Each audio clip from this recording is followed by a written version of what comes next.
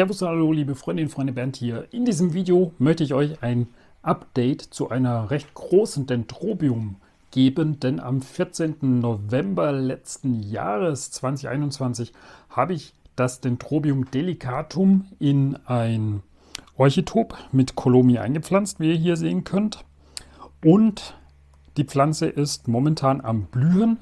Zwar kann Dendrobium delicatum wesentlich spektakulärer blühen als mit diesen zwei Blüten, die wir uns auch gleich noch einmal genauer anschauen. Aber nichtsdestotrotz, sie bildet noch einen weiteren Blütentrieb aus. Der ist hier schon auf jeden Fall offensichtlich zu erkennen.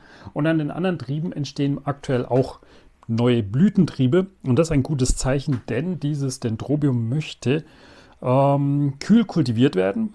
Was so viel bedeutet, dass die Kultur bisher zumindest richtig ausgeführt worden sein muss, sonst hätte sie keine Blüte ausgebildet, beziehungsweise keine anderen weiteren Blütentriebe, die momentan am Wachsen sind. Nichtsdestotrotz wollte ich euch in diesem Video die Pflanze jetzt zeigen, damit ihr schon mal ein Update habt, wie es der Pflanze seit Mitte November letzten Jahres ergangen ist. Und deswegen schauen wir uns die Pflanze einfach mal direkt näher an. Wie ihr aus dem ersten Video wisst, da habe ich es euch ja schon erklärt, ist dieses Dendrobium sehr nah verwandt mit Dendrobium kingianum. Hier sehen wir die schöne Blüte, die auch direkt an die Kingianum erinnert. Schöne weiße Blüte mit einer leichten rosa Zeichnung, die man eher hinten sieht, wobei das eher keine Zeichnung ist, sondern so ein leichter rosa Hauch auf den Blütenblättern auf der Rückseite. Vielleicht kann man es im Bild auch erkennen, dass das vorne auf der Blüte ganz, ganz leicht rosafarben ist. Nichtsdestotrotz eine wunderschöne Blüte, wo rosa-rote Punkte auch auf der Lippe hat, mit dieser leicht gelblichen Zeichnung. Ich finde, die Blüten sind sehr hübsch. Und jetzt sagt ihr, ja, das ist ja gar nicht so spektakulär, weil das eben bloß diese zwei Blüten sind. Das ist richtig. In dem Moment, wie man jetzt die zwei Blüten sieht, ist natürlich weniger interessant. Nichtsdestotrotz möchte ich dazu sagen, diese Blüten verströmen einen intensiven, starken Duft, der nach meiner Einschätzung sehr stark an Hyazinthen erinnert, was wirklich eine tolle Sache ist. Und jetzt kommen wir zu den anderen Trieben. Hier sehe ich momentan noch keinen Blütentriebansatz, aber hier sehen wir was. Könnte ein Blütentrieb werden. Gehen wir hier rüber zu diesem Trieb. Hier sehen wir 1, 2 mögliche Blütentriebe. Hier ebenfalls 1, 2 mögliche Triebe. Und wenn wir jetzt bei diesem Trieb hier schauen, hier sehen wir schon, ist ein grüner Trieb vorhanden. Der wird auf jeden Fall definitiv ein Blütentrieb werden. Sieht man jetzt auch schon. Da sind schon ganz leichte Blütenknospenspitzen zu erkennen. Natürlich ist es jetzt in dem Stadium noch viel zu früh, aber es ist eindeutig, dass ein Blütentrieb ist. Und was wir auch hier sehen können, hier sind so dicke Augen, was hier so ausschaut wie so braune Knubbel oder wie auch Beulen, wie auch immer man das nennen möchte. Das sollten auf jeden Fall auch Blütentriebe werden.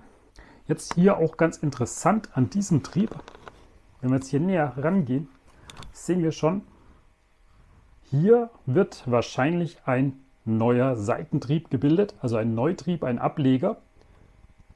Und das war auch schon letztes Jahr im November der Fall, denn als die Pflanze hier frisch eingetroffen ist und ich euch das Video gemacht habe, ist sie ungefähr 1, 2 Wochen wahrscheinlich zu warm gestanden.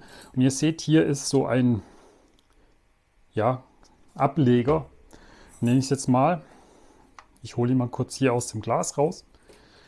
Der hatte sich letztes Jahr schon gebildet, hat sogar schon ein paar Wurzeln, wird jetzt demnächst auch noch ein paar Seitentriebe ausbilden, hoffe ich zumindest. Und der befand sich hier an diesem Trieb, den habe ich jetzt abgemacht, weil ich einfach mal auch testen wollte, den Vergleich, wie verhält sich die Pflanze, wenn sie jetzt in einem Glas und Colomi ausgepflanzt ist, im Vergleich zu einer Pflanze, die hier in einem Orchitop eingepflanzt ist. Ihr seht, beide haben das feine Colomi als Substrat und ich wollte einfach mal den Vergleich ziehen, was ist besser. Dendrobium delicatum, Dendrobium bereoder und Dendrobium kingianum funktionieren richtig gut im Orchitop mit Colomi. Generell in Colomi funktionieren Dendrobien echt richtig super. Und ihr seht, oder beziehungsweise ihr habt gesehen, ich habe es euch ja gezeigt, wie viele potenzielle Blütentriebe hier noch am Entstehen sind. Und diese Pflanze duftet wirklich raumfüllend. Das ist wirklich faszinierend, wenn sie richtig schön groß gewachsen ist und viele, viele Blüten ausgebildet hat. Ihr müsst mal im Internet über die Bilder suchen, einfach mal gucken, wie die ausschauen könnte, wenn sie voll am Blühen ist. Und das schätze ich, also in dieser vollen Blüte, wahrscheinlich wird es in einem Monat noch nicht klappen, aber mit deutlich mehr Blütentrieben. Und jetzt seht ihr auch, wie die Pflanze sich seit Mitte November 2021 bis heute, ja, Anfang März 2022 entwickelt hat.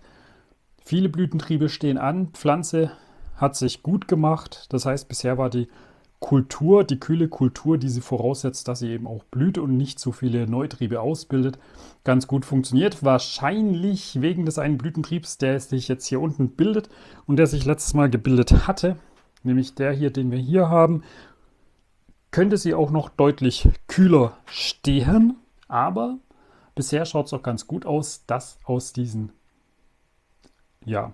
Trieben, die da erkennbar sind, sich keine Neutriebe bilden, sondern eben Blütentriebe. Und da muss man eben abwarten. Das heißt, die Pflanze stelle ich jetzt wieder deutlich kühler, dass sie dementsprechend sich auch definitiv dazu motiviert sieht, Blütentriebe auszubilden. Wenn ihr weitere Fragen habt zum Thema Dendrobium, Dendrobium-Orchideen in Colombia oder im Orchitop oder generell einfach Dendrobium-Orchideen, schreibt es in die Kommentare. Ich würde sagen, bis zum nächsten Video und tschüss.